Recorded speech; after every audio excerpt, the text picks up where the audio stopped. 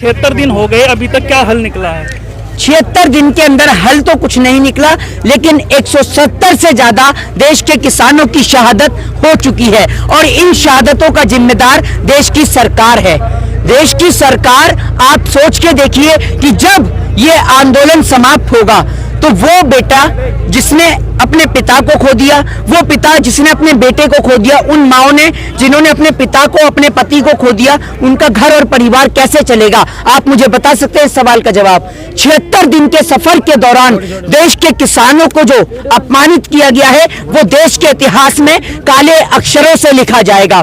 76 दिन के सफर के दौरान देश के किसान के ऊपर जिस तरीके से जो बर्बरता की गई है वो भी देश के इतिहास में काले अक्षर से लिखी जाएगी। 76 दिन के सफर के दौरान देश के नेताओं ने देश के किसान के लिए जो शब्दों का इस्तेमाल किया है, पाकिस्तानी, खालिस्तानी, आतंकवादी और दोगले से लेकर तमाम आपत्तिजनक शब्दों का इस्तेमाल जो देश की जनता, देश के नेताओं ने देश के किसान के लिए किया है वो भी इतिहास में काले अक्षरों से लिखा जाएगा। 76 दिन के सफर के दौरान देश का किसान कड़कती ठंड में यहां पर सड़क पर बैठा हुआ है, यह भी देश के लिए एक दुर्घटनापूर्ण सवाल है और जिस सवाल का हल हमारे देश की सरकार नहीं निकलती। आप एक बात मुझे बताइए, अगर एक बिल वापस हो जाएगा तो क्या सूरज उगना बंद हो जाएगा, या अगर एक बिल वापस हो जाएगा तो देश में रात होनी बंद हो जाएगी? आखिर ऐसा क्या हो जाएगा एक बिल वापसी से जो देश की सरकार एक बिल को वापस लेने को तैयार नहीं है? ये आप मुझे बताइए।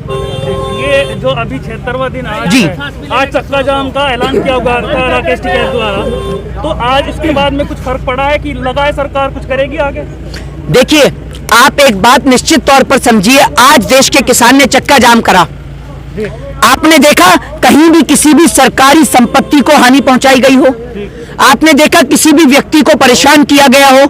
और सबसे बड़ी बात, किसान के चक्का जाम के अवसर पर कोई भी व्यक्ति अगर एम्बुलेंस के अंदर है या कोई जरूरत का सामान है तो देश के किसानों ने हटकर उसे रास्ता दिया और आने और जाने दिया, क्योंकि ये देश का किसान है जिसके लिए देश के लोगों के लिए सिंपैथी है और सहानुभूति है। देश के किसान की लड़ाई देश की सरकार और इन तीनों कृषि काले कानून को लेकर है, न देश की आम जनता से है और न देश के तमाम लोगों से है। और देश की तमाम जनतंत्र की जनता भी अब देश के किसान के साथ कंधे से कंधा मिलाकर उसकी इस लड़ाई में साथ खड़ी हुई है। मोदी जी के लिए क्या कहेंगे आप?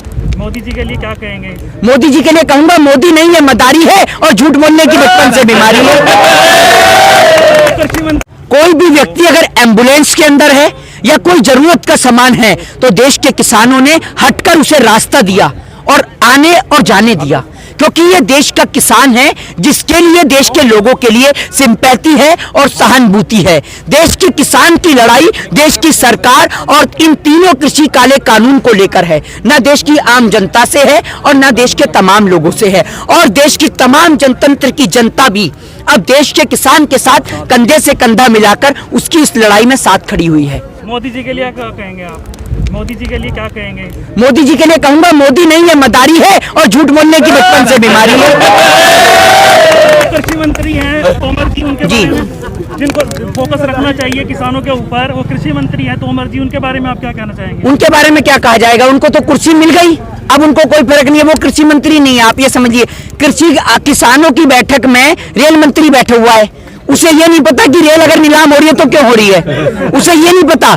अगर आप ये बताइए, रेल मंत्री को इतनी नॉलेज है कृषि की तो भैया कृषि मंत्री को रेल मंत्री बना दो, रेल मंत्री को कृषि मंत्री बना दो, ये कर लो ना आप। और जब आप देश की तमाम संपत्तियों को बेचते ही जा रहे हो तो भैया रेल मंत्री को काय बात की तनख्वाह देनी? आप ये बताइए ना, तनख्वाह के इनके पिताजी चाय बेच कर लाते हैं। तनख्वाह जब मिलती है जब आप और हम टैक्स भरते हैं, जो आप और हम टैक्स का पैसा देते हैं ना, उस पैसे से ये नेता लोग, एमपी लोग वेतन भत्ता लेते हैं और किसानों के लिए इनके पास पैसा नहीं है। किसानों के नाम पे इनका रोना धोना शुरू हो जाता है, राग लपना शुरू हो जाता है कि देश की अर्थव्यवस्था डूबी हुई है, अभी इकोनॉमी डाउन है, देश पे पैसा नहीं है। तो 10 लाख का सूट क्या आपको कौन दे गया था? है आपके पिताजी को दहेज में मिला था 10 लाख का सूट कि पहन के आ गए और यहाँ दिखा रहे हैं देश की जनता को। आप देश की जनता से 10 रुपए भी छीनने और खुद 10 लाख का सूट बन के। आप ये बताइए, आप 10 लाख का सूट पहन के भी कहते हैं मेरा क्या है, न तो फक्कर फकीर हूँ, झोला उठाऊंगा और चल दूंगा। ऐसे कैसे चल देंगे? देश की गरीब जनता आपसे एक एक पैसे का हिसाब लेगी और आप कहते हैं ना चल दूंगा। देखते हैं कैसे चलेंगे। ये देश की गरीब जनता जो आप देश को बर्बाद कर रहे हैं ना, पूरा देश देख रहा है। और देश की बर्बादी के अंदर अगर किसी का हाथ है तो देश के नेताओं का।